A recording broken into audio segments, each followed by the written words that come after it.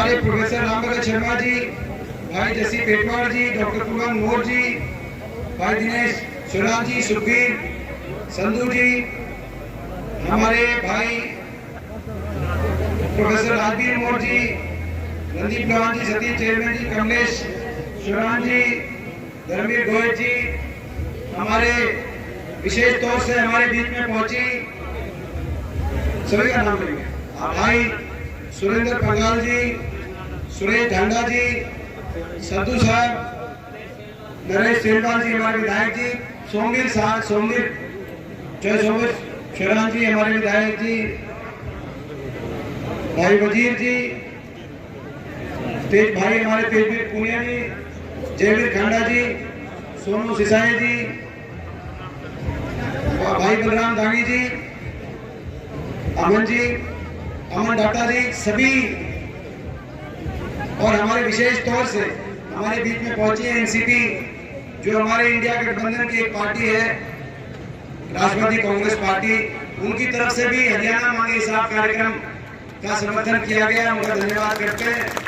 हमारी बहन सोनिया दुहन जी और हमारे सभी साथी, किसी का नाम रह भी गया हो, लेकिन आप सब नागनौ लड़के के कांग्रेस पार्टी के सभी कार्यकर्ता, पिता तुल्य बुजुर्ग, नौजवान साथी, माताएं बहन, आज 10 साल बीजेपी की सरकार, 10 साल इस बीजेपी की सरकार ने हरियाणा को विकास और खुशहाली की पटरी से उतार दिया। तो 10 साल की सरकार के बाद बीजेपी की सरकार से इन 10 साल का हिसाब मांगना चाहिए कि नहीं मांगना चाहिए, मैं आपसे पूछना चाहता हूं। आज से 10 दिन पहले कार्यक्रम ने अभियान शुरू किया, हरियाणा मांगे हिसाब, और 15 सवाल बीजेपी की सरकार के लिए हमने जारी किए कि इन 15 सवालों का जवाब दो। लेकिन एक भी सवाल का जवाब देने की बजाय बीजेपी की तरफ से जवाब आया कि हम हिसाब नहीं देंगे, हम तो हिसाब कांग्रेस से ही मांगेंगे, हम तो हिसाब हुड्डा साहब से मांगेंगे, हम हिसाब नहीं देंगे। हमने 15 सवाल जारी किए। देश में 10 साल की सरकार के बाद देश में सबसे ज्यादा बेरोजगारी आज हरियाणा में क्यों है? हरियाणा का नौजवान आज बेरोजगारी की गर्त में, कहीं डिप्रेशन में, कहीं नशे की तरफ, कहीं अपराध की तरफ, कहीं अपना घर बार बेच के दंगी के रास्ते विदेश जाने पे मजबूर क्यों हो रहा है?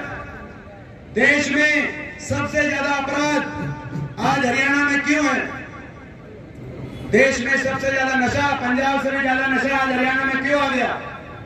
आज गरीब आदमी की सारी स्कीम्स को बंद करने का काम इस सरकार ने क्यों किया? चाहे 100 गज की प्लॉट की स्कीम हो, चाहे मिड डे मील की स्कीम हो, चाहे पीने के पानी की टंकी टूटी की व्यवस्था की स्कीम हो, चाहे स्कूल के अंदर वजीफे की स्कीम हो, गरीब की सारी स्कीम्स को बंद करने का काम क्यों किया गया? हर वर्ग को सड़क पर आने पर मजबूर इस सरकार ने क्यों किया? छोटे छोटे बच्चों से लेकर 500 स्कूलों में धरने हुए, 5000 स्कूल बंद कर दिए थे सरकार ने, आपको याद होगा। छोटे से स्कूल के बच्चों से लेकर धरना देना पड़ा, पहली, दूसरी, तीसरी, 5वीं क्लास के बच्चों को। आप सोच सकते हो, स्कूल के बच्चों से लेकर हमारी बेटियों तक, जिनको दिल्ली जंतर मंतर पे धरना देना पड़ा, अपने लिए न्याय मांग रही थी वो बेटियां। क्या कसूर था उन बेटियों का, उन खिलाड़ी बेटियों का, ओलंपिक में हमारा शान बढ़ाने वाली उन बेटियों का? केवल ये कह रही थी कि हमें न्याय दो, लेकिन क्योंकि आरोपी भाजपा के सांसद थे, FIR तक दर्ज नहीं हुई जब तक सुप्रीम कोर्ट ने नहीं कहा, उनको दिल्ली की सड़कों पे घसीटने का काम किया गया। स्कूल के बच्चों से लेकर बेटियों तक, किसान 1 साल तक धरने में बैठे, 750 किसानों की जान की कुर्बानी हुई।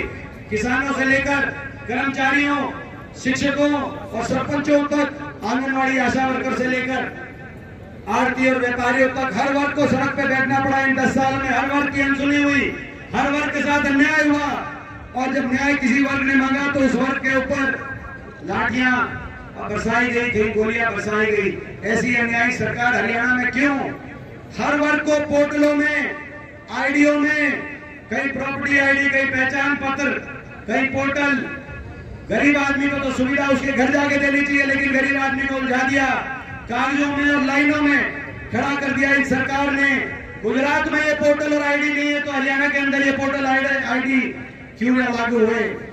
और क्यों लूट के खा गए? इतना बड़ा भ्रष्टाचार, एक के बाद एक 50 घोटाले, इस सरकार में हजारों करोड़ के घोटाले, और इतने घोटाले कि बीजेपी जेजेपी की जो सरकार बनी, ये जो सरकार बनी ये घोटालों के और भ्रष्टाचार के समझौते पे सरकार बनी। आपको पता है, लोगों के साथ विश्वासघात करके सरकार बनी, 51 बुढ़ापा पेंशन का धोखा देकर ये सरकार बनी। और जब गठबंधन टूटा, समझौते से समझौता तोड़ा है, जो मैंने कहा था सिरसा के अंदर, आपने सुना होगा, इन्होंने समझौते से समझौता तोड़ा।